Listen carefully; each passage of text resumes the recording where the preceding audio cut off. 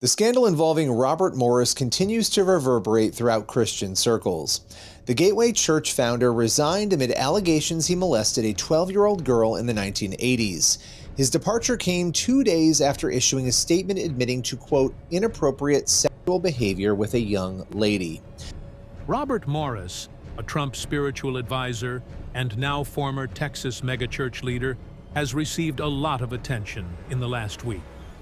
The Watchberg Watch, a publication focused on church oversight, revealed allegations of misconduct against Morris that date back to the early 1980s.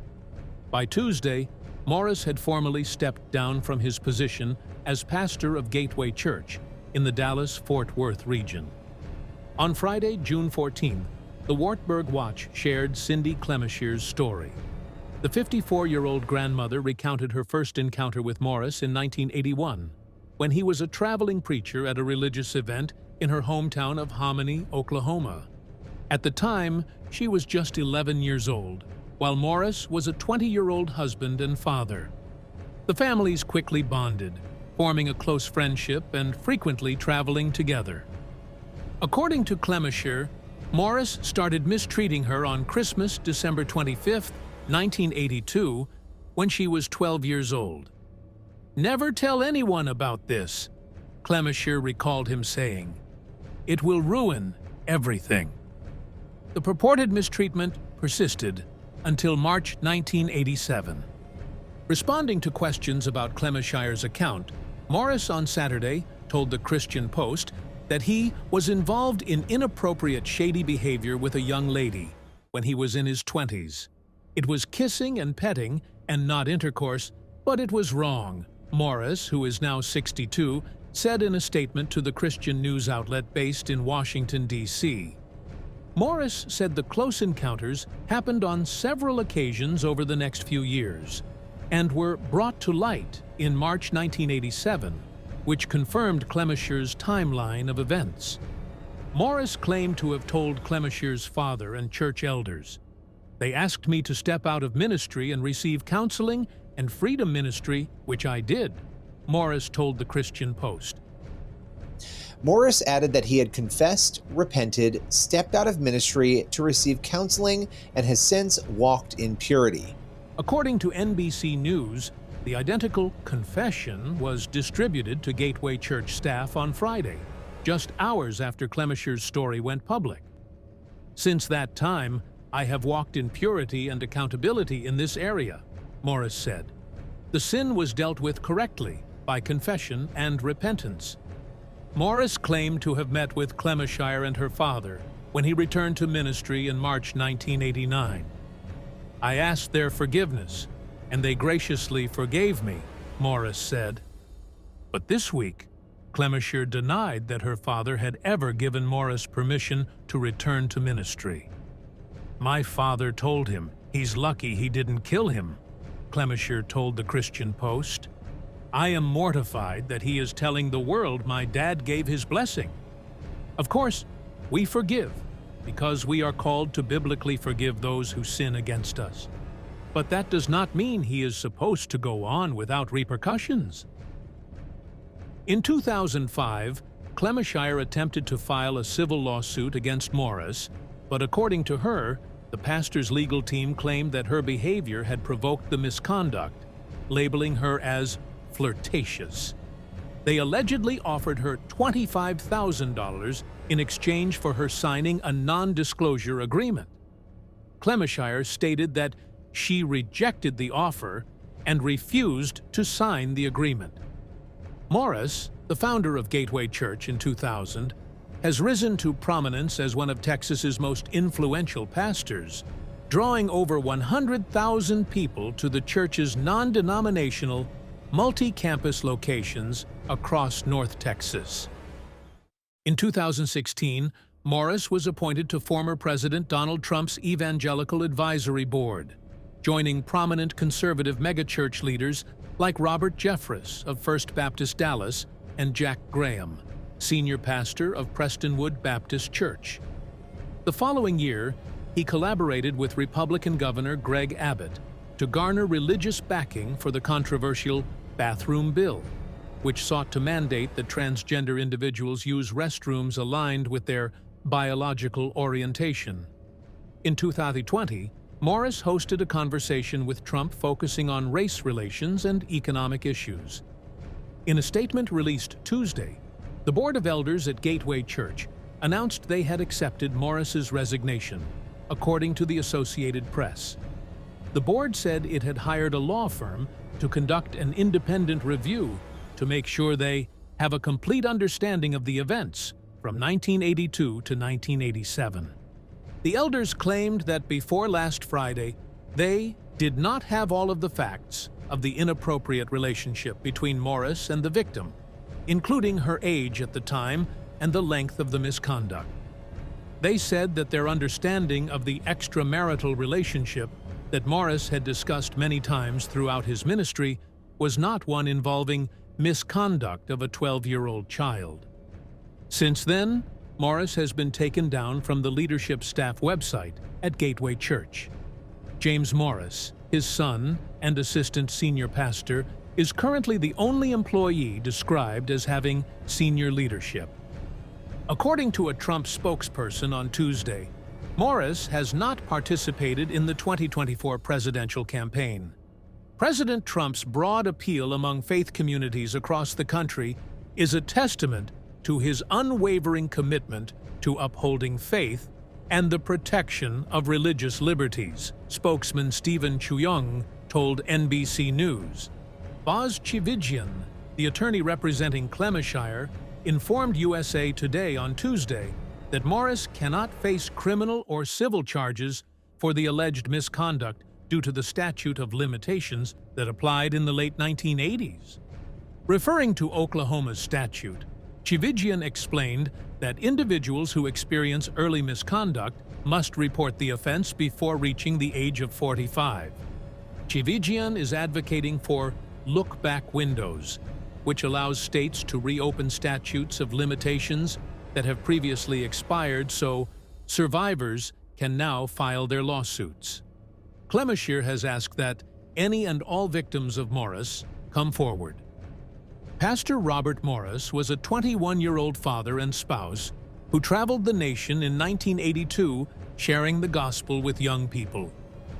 12-year-old Cindy Clemishire still enjoyed playing with Barbie dolls and wore flowery pink pajamas. On that Christmas, Morris, who would eventually establish Gateway Church in Southlake, Texas, and rise to prominence within the American evangelical movement, initiated what he would later call inappropriate behavior with Clemishire while visiting her family's home in Oklahoma. Clemishire recalled that Morris had asked her to come to his room before bed, and she, being someone who trusted and followed the guidance of adults, complied. However, 25 years later, when Clemishire enlisted legal counsel and threatened to sue Morris, alleging he had mistreated her as a child, a lawyer representing Morris fired back, placing the blame for the incident squarely on Clemishire, as revealed in correspondence from 2007, obtained by NBC News.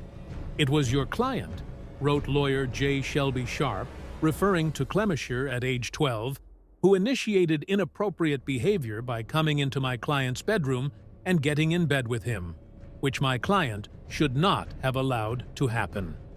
The letter, dated February 6, 2007, was part of a broader series of communications that year between Sharp and Gentner Drummond, a lawyer representing Clemishire at the time. In a recent interview, Clemishire revealed she had requested $50,000 in restitution from Morris to cover her counseling expenses. However, Morris, through his attorney, proposed a $25,000 settlement. Clemishire stated that the negotiations broke down because she refused to agree to a non-disclosure agreement. Drummond, currently serving as Oklahoma's Attorney General, acknowledged Clemishire's account of the 2007 negotiations, but chose not to elaborate further.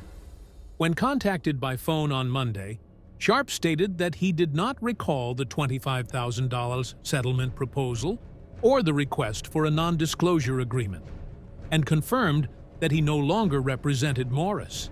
He also denied being aware that Clemisher was a child when Morris first engaged in inappropriate behavior with her. However, the original communication from Drummond to him explicitly mentioned that Clemisher was 12 years old at the time the misconduct began. "I don't ever remember seeing that," Sharp said, after a reporter read the document to him. When a reporter proposed sharing a copy of the messages, Sharp replied that he was too busy to review them and refused to provide an email address. "I can tell you that the letters that you've seen, they speak for themselves," said Sharp, who has also served as a personal attorney to Paige Patterson, a Southern Baptist Convention leader accused of mishandling or concealing misconducts that date back to the late 1980s. "I will not amplify beyond those letters because they speak for themselves." In an article published by the church monitoring website The Wartburg Watch last month, Clemisher made her charges public.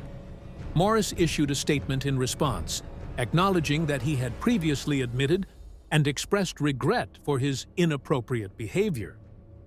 Gateway Church leaders initially said Morris had been open and forthright about a moral failure he had over 35 years ago, but later said they did not know Clemisher was a child at the time. Just days later, Morris stepped down as senior pastor of the megachurch he founded in 2000, prompting the Gateway elders to bring in an external law firm to conduct an investigation into the situation. According to Gateway spokesperson Lawrence Swicegood, church leaders were unaware of the 2007 correspondence between Sharp and Drummond. Swicegood said that before Clemisher went public with her story last month, the current elders did not have all the facts.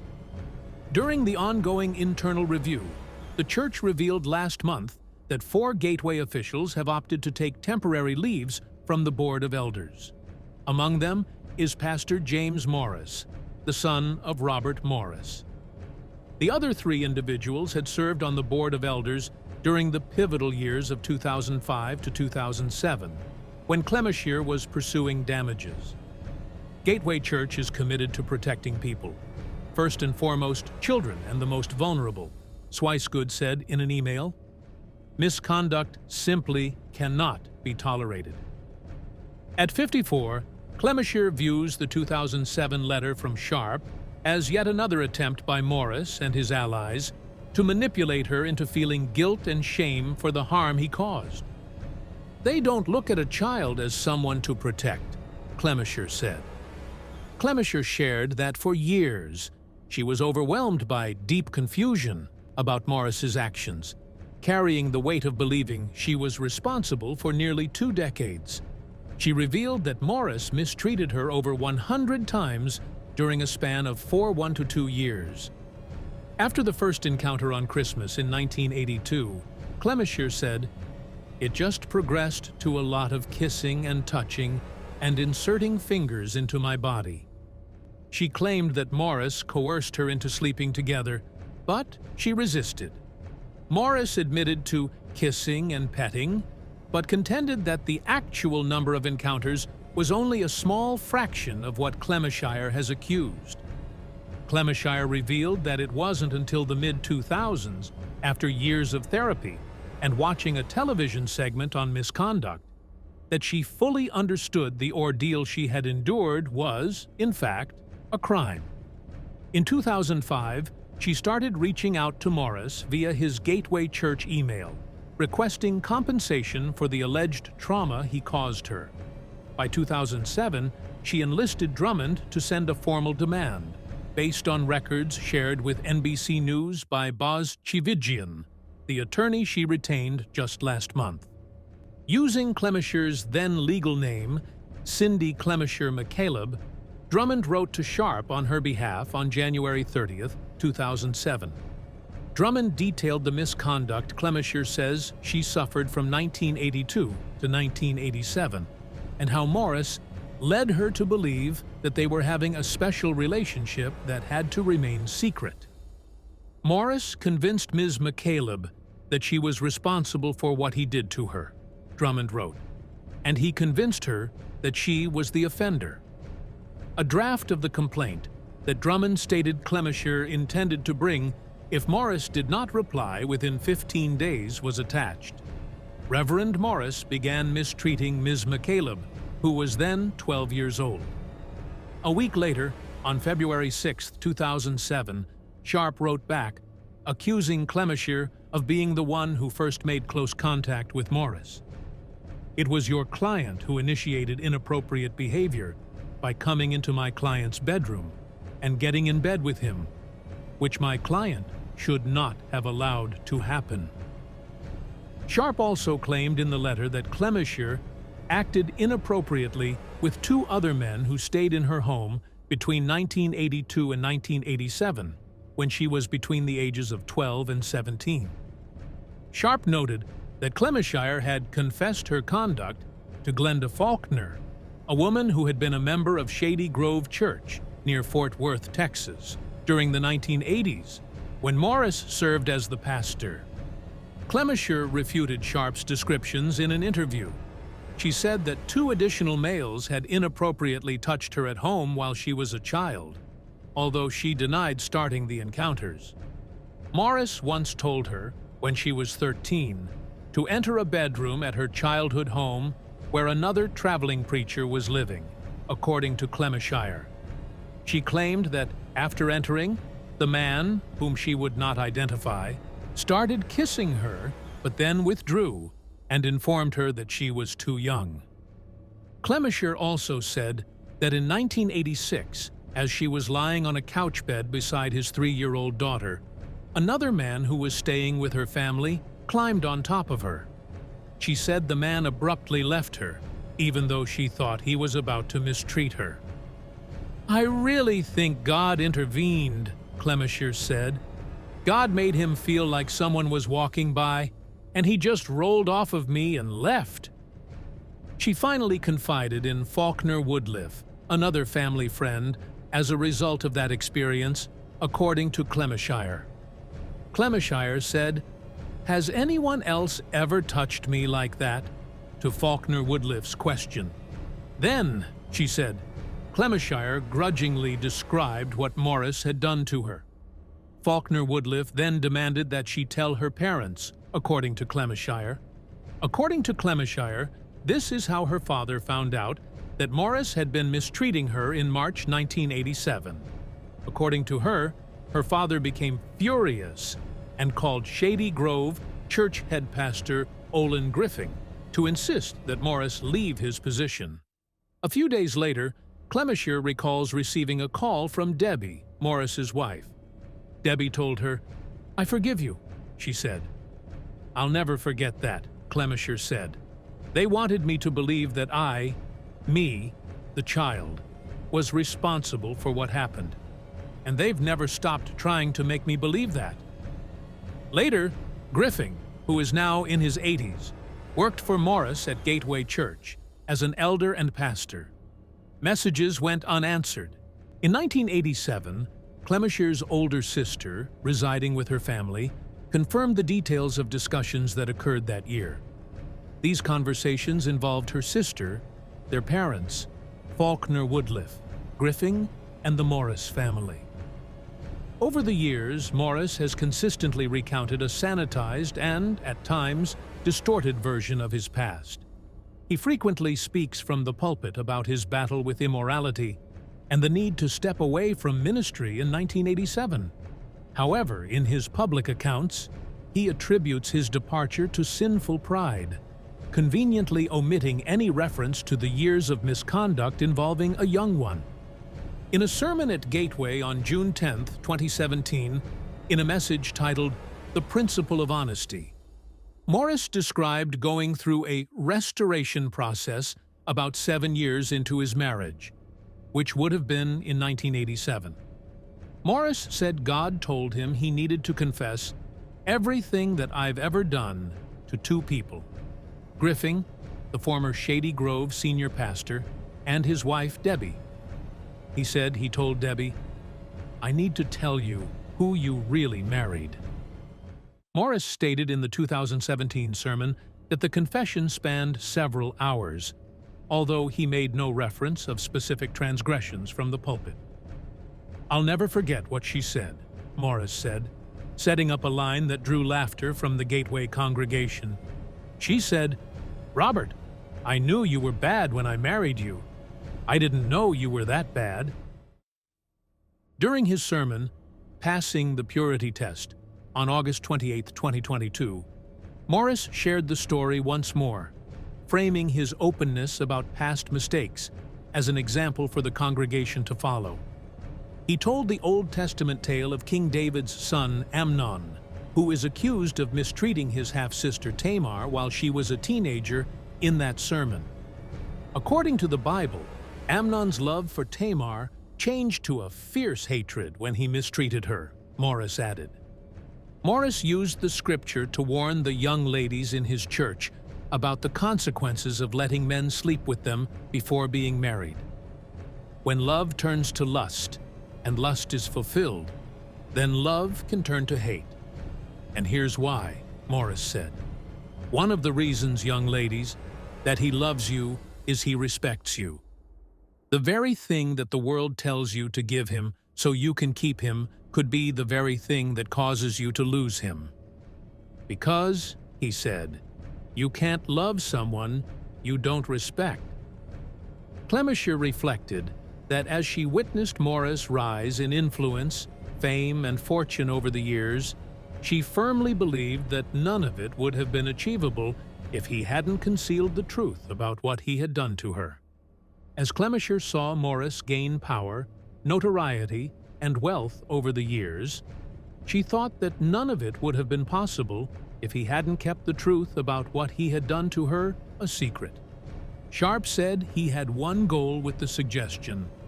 I was at the time trying to reach a good resolution for everybody. Clemisher, who rejected the arbitration, is convinced that the real intention was to silence her and shield Morris from the fallout he's endured since her public disclosure last month. I don't think there was any true repentance or sorrow for what happened, Clemisher said. Otherwise, she said, that would not have been the response. So, that's all from today's video. If you enjoyed it, remember to leave a like, subscribe, and ring that bell icon so you never miss our upcoming videos. And don't forget to share your thoughts in the comments section. Stay tuned, and we will catch you in the next video.